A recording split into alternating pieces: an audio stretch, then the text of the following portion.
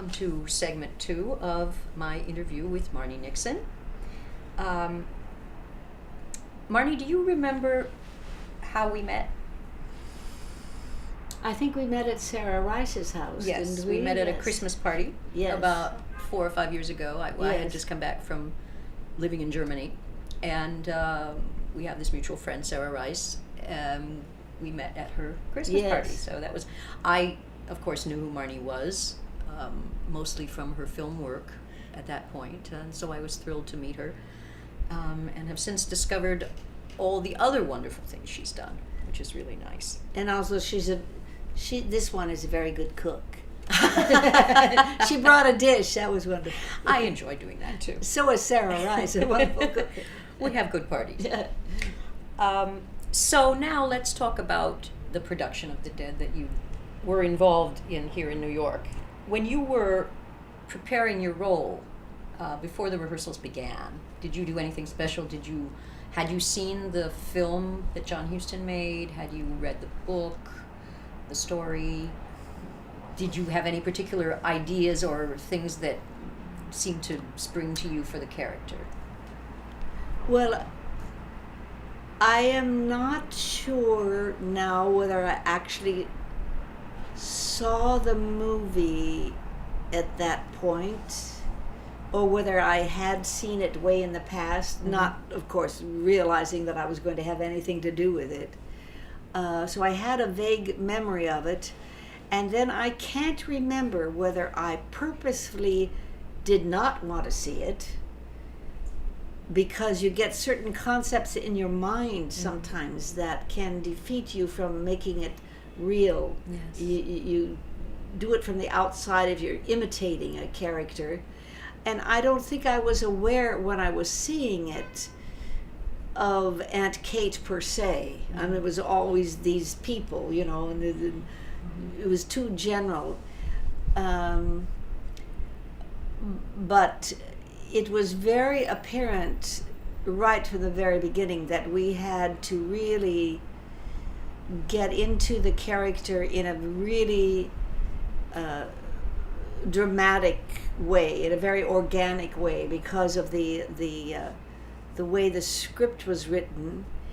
And I remember at that point being absolutely thrilled to be able to do this as if it were a straight play with no music at all.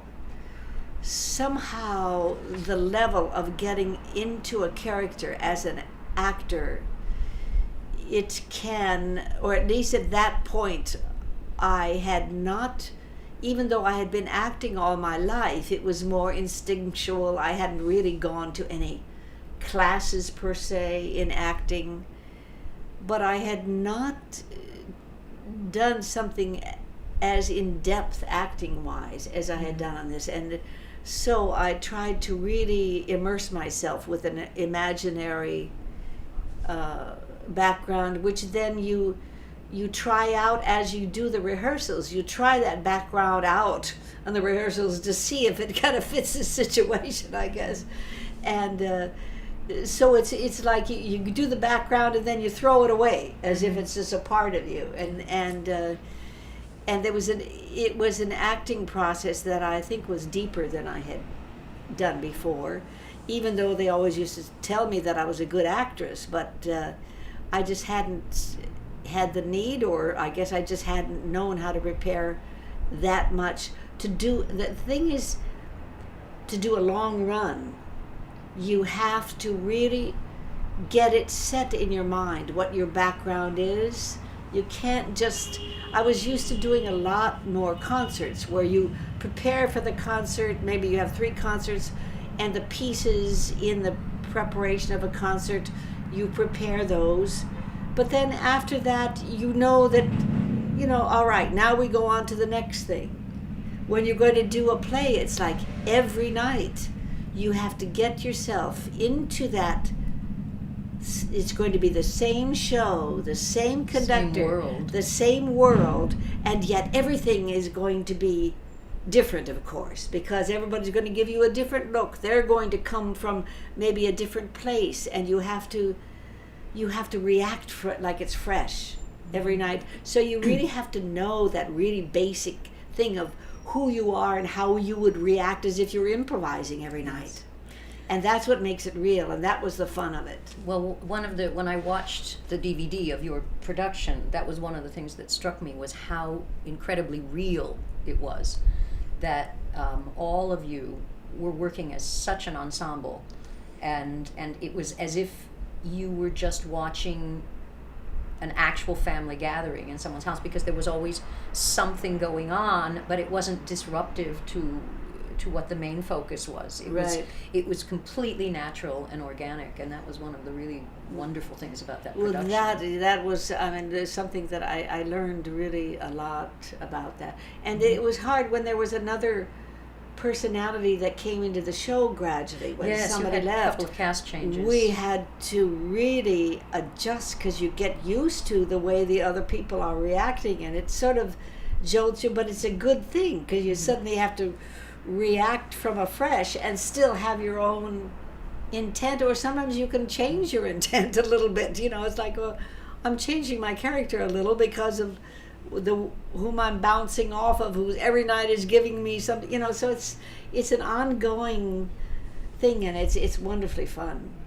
And you also played in several different theaters. You started at Playwrights Horizons, right? Yes. And that was a smaller space, and then you moved to Belasco, and that changed things too. Right, and at the Belasco, because it was a bigger space, and because it was such an intimate show, a lot of the things and the relationships to certain of the staging of certain of the numbers had to be changed and or adjusted. And then when we went to another theater, it's always a little bit different. The sight lines are different, and the reactions have to be larger, perhaps if it's a larger theater, but that means they have to be basically much more intense inside of you. So you just don't make larger motions, but you have to know what you're doing, but just a little bit more energy to it or something, to make it read in a larger auditorium, and yet it has to be really real. That core has to stay real. Back to your comment about not wanting to see the movie to be influenced in terms of the characterization. I found this fascinating because I saw the archival DVD of your production first, and the two sisters were played by you and Sally Ann Howes. And then I watched the movie, and the two sisters in the movie are so completely different. They're physically different. They're different than we were from each other, or no, just different. Both of them were very different from the two of you. Oh, and it was really sort of amazing. I had to kind of shift my mind and go, oh, now I have to imagine these people as these characters, and it was completely different. So it's probably really good that you didn't go there and see them, because they were just completely different physical types, completely different everything. Interesting. Yeah, that's funny. Were there specific directorial or musical concepts about the show going in? Did the musical director have certain specific ideas about how he wanted the music to be? And I know you had some situations with the director. You might want to talk about that. Well, there were certain things. It's very hard to do a song when what the directorial thing is that you haven't sung this song for a long time. You don't really know it at first, and you finally get your gumption going as you're singing it, because certain things, so that you don't just fake it like, oh, I don't know this song, so I'm going to pretend like I don't know the song, but then I know it later. It has to be, it's those things, so that the acting part of the song going into it, like, oh, I haven't sung this in a long time. Oh, I love this. Oh, yes, I remember this phrase. Oh, yes, and then let's get together and do it, and let's not be nervous, and let's all do it, and we're all going through our own little thing. So it's not presentational, and you have to sort of build that into the song as you learn it.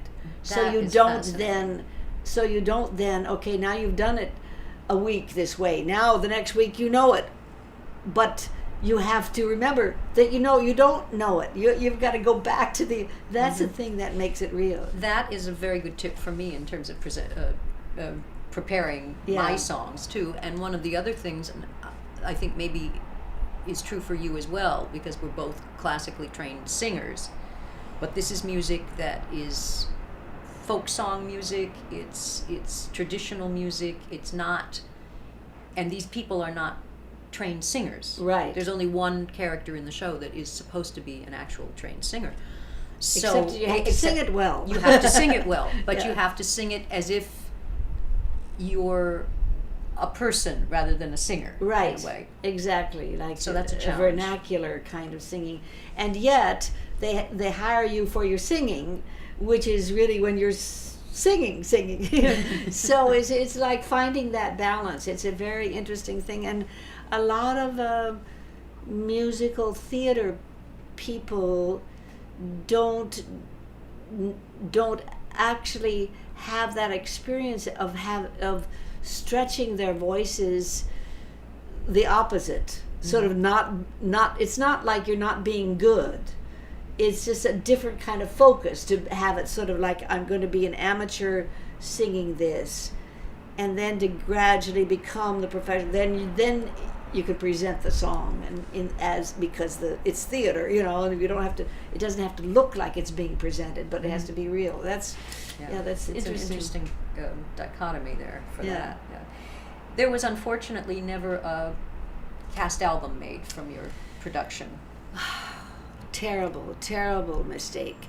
There were conflicts, there were problems, as I remember, between the direction of the songs, the presentation of the songs. We had to record it toward the beginning of the run. Sean Davey was the composer. He was Irish and he had to get back to Ireland, so they had to do the recording before he left, except that as far as I remember, somehow he wasn't consulted in the right way at what time the recording was going to be, and so there was this conflict going on, and in the end I recall that it wasn't then thoroughly approved by Sean. I don't know why.